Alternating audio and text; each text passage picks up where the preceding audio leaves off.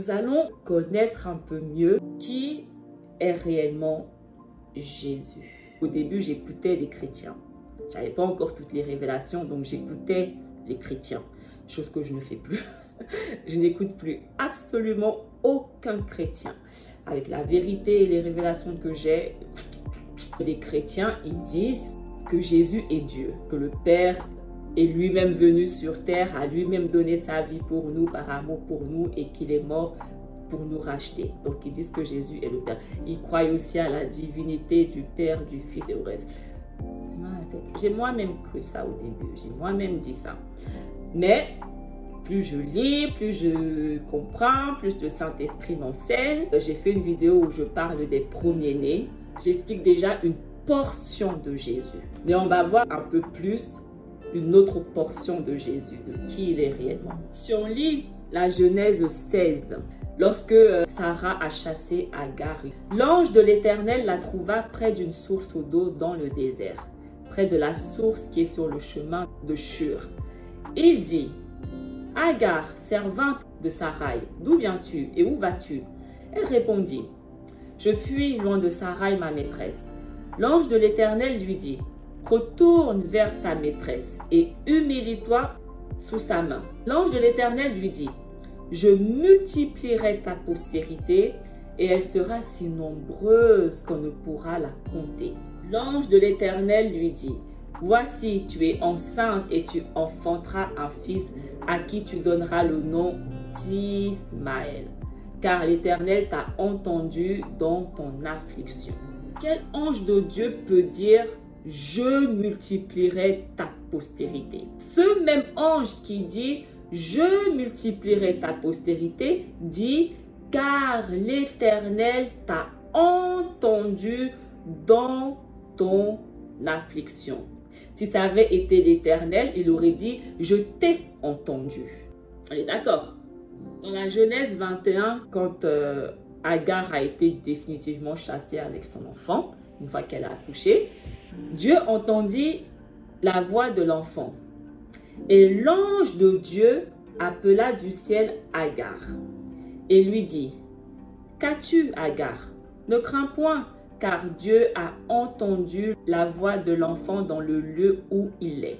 Lève-toi, prends l'enfant, saisis-le de ta main, car je ferai de lui une grande nation. Dieu a entendu, mais c'est la voix de l'ange de l'Éternel qui parle. Donc il parle au nom de l'Éternel. Et en parlant au nom de l'Éternel, au nom de Dieu, il dit: Je ferai de lui une grande nation. Intéressant, on est d'accord? Continuons. Exode 3, versets 2 à 6. L'ange de l'Éternel lui apparut dans une flamme de feu au milieu du buisson. Moïse regarda, et voici, le buisson était tout en feu, et le buisson ne se consumait point. Moïse dit: Je veux me détourner pour voir quelle est cette grande vision et pourquoi le buisson ne se consume point. L'Éternel vit qu'il se détournait pour voir et Dieu l'appela du milieu du buisson et dit: Moïse, Moïse. Il répondit: Me voici. L'ange de l'Éternel est apparu à Moïse dans une flamme de feu. Ce même ange qui est apparu à Agar, c'est lui qui est apparu à Moïse. Exode 33. L'Éternel dit: Tu ne pourras pas voir ma face, car l'homme ne peut me voir et vivre. Donc Dieu dit qu'il n'y a aucun homme qui ne peut le voir et vivre. Aucun humain ne peut voir le Père de face et vivre. Moïse voyait l'ange de l'Éternel. L'ange de l'Éternel, c'est Jésus.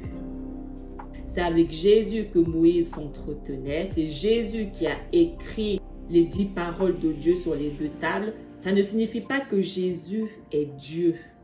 Il est l'ange de l'Éternel. La Bible nous dit que Jésus est la parole de Dieu. En tant que premier-né, il représente le Père. Il est l'image du Dieu invisible. Le souci avec les chrétiens, c'est qu'ils ne savent pas quel Dieu ils servent. Ils servent Jésus, qui est l'ange de l'Éternel, comme Dieu. Cela s'appelle de l'idolâtrie.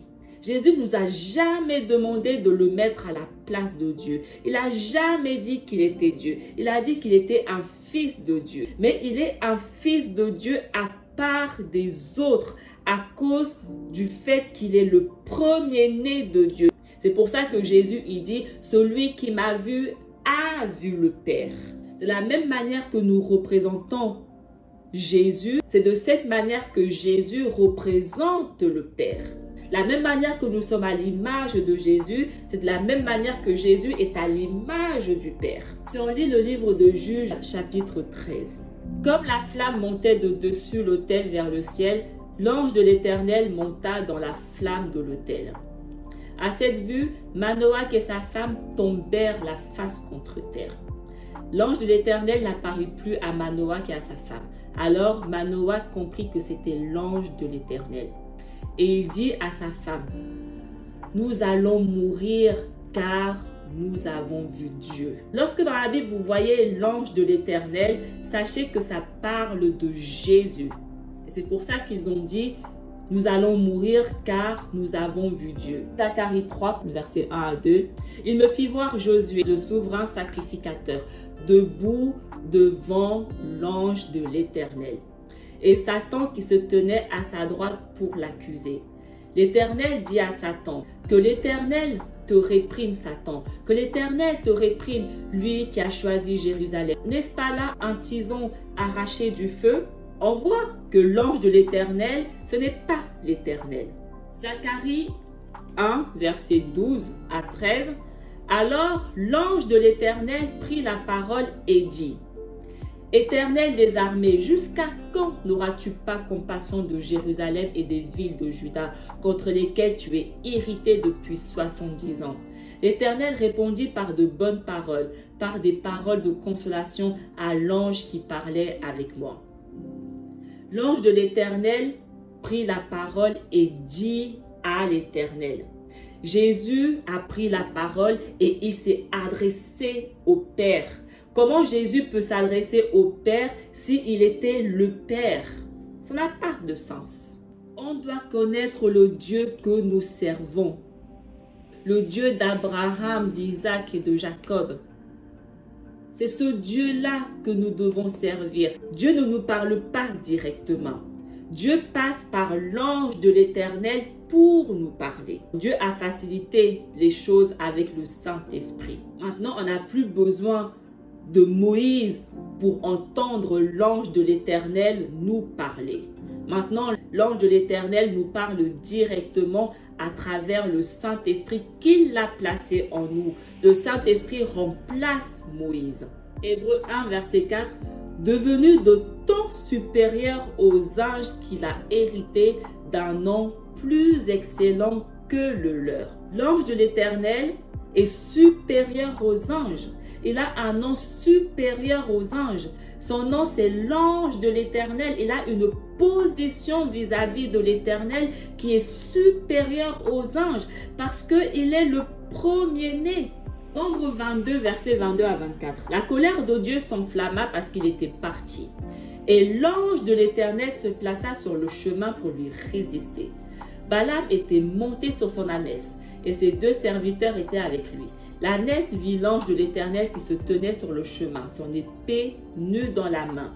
Elle se détourna du chemin et alla dans les champs. Balaam frappa l'ânesse pour la ramener dans le chemin. L'ange de l'Éternel se plaça dans un sentier entre les vignes. Il y avait un mur de chaque côté. Lorsque Dieu veut nous juger, il envoie l'ange de l'Éternel. C'est Jésus qui nous juge parce qu'il est envoyé par Dieu pour nous juger. Dans 2 Samuel 24, l'Éternel envoya la peste en Israël depuis le matin jusqu'au temps fixé et de Dan à Beersheba. Il mourut 70 000 hommes parmi le peuple. Comme l'ange étendait la main sur Jérusalem pour la détruire, l'Éternel se repentit de ce mal et il dit à l'ange qui faisait périr le peuple, « Assez, retire maintenant ta main. » L'ange de l'Éternel était près de l'aire d'Aravna, le Jébusien. On voit qu'il y a l'Éternel et l'ange de l'Éternel. Il y a Dieu et Jésus, le Père et le Fils. Ce n'est pas la même personne. Psaume 35, versets 4 à 6. Qu'ils soient honteux et confus ceux qui en veulent à ma vie, qu'ils reculent et rougissent ceux qui méditent ma perte. Qu'ils soient comme la balle emportée par le vent et que l'ange de l'Éternel les chasse. Que leur route soit ténébreuse et glissante et que l'ange de l'Éternel les poursuive. Que Jésus les chasse et que Jésus les poursuive. Ça parle de Jésus. Et on va voir des situations où ça parle d'un ange, mais on sait que ce n'est pas Jésus parce que c'est dit différemment. D'accord? Acte 12. Au même instant, un ange du Seigneur le frappa parce qu'il n'avait pas donné gloire à Dieu. Et il expira rongé des vers. Là, on voit que on est passé de l'ange de l'Éternel à un ange. Il n'y a plus cette précision, d'accord? Matthieu 28. Et voici, il eut un grand tremblement de terre, car un ange du Seigneur descendit du ciel, vint rouler la pierre et s'assit dessus. Là, c'est quand Jésus a été ressuscité. Donc, on sait que là, ce n'était pas Jésus. Luc 2, versets 10 à 11. Mais l'ange leur dit: ne craignez point, car je vous annonce une bonne nouvelle qui sera pour tout le peuple le sujet d'une grande joie. C'est qu'aujourd'hui, dans la ville de David, il vous est né un sauveur qui est le Christ, le Seigneur. Quand un ange va apparaître, soit il va se présenter, soit ça sera dit: un ange m'est apparu. Mais lorsqu'il s'agit de Jésus, ça sera toujours dit l'ange de l'Éternel. C'est un titre très précis dans la Bible. On ne dira jamais son nom. Si on voit, Jésus, il a toujours eu cette divinité. De son vivant, il a toujours eu cette divinité. Jésus, c'est un être divin. D'accord? Ce n'est pas un simple humain comme nous. Et on peut le voir lorsque Moïse et Élie lui sont apparus dans la montagne.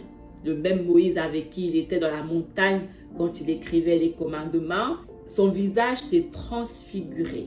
Aucun humain ne peut se transfigurer. Il a l'apparence d'un homme, mais divin.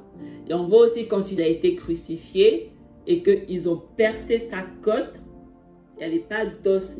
Quel être humain qu'on va percer et on ne va pas trouver d'os en lui? Toutes les personnes qui disent que Jésus est Dieu, non, Jésus n'est pas Dieu. Jésus est le Christ, il est le Seigneur, il est l'ange de l'Éternel, la parole de Dieu, que Dieu a envoyé, la même manière qu'il a envoyé Jésus délivrer les enfants d'Israël en Égypte et les conduire à la terre de Canaan. Donc c'est Jésus qui a sauvé déjà les enfants d'Israël en Égypte. C'est ce même ange qui va de nouveau nous sauver à la fin des temps et nous conduire à la terre promise. Donc on va vivre un deuxième exode.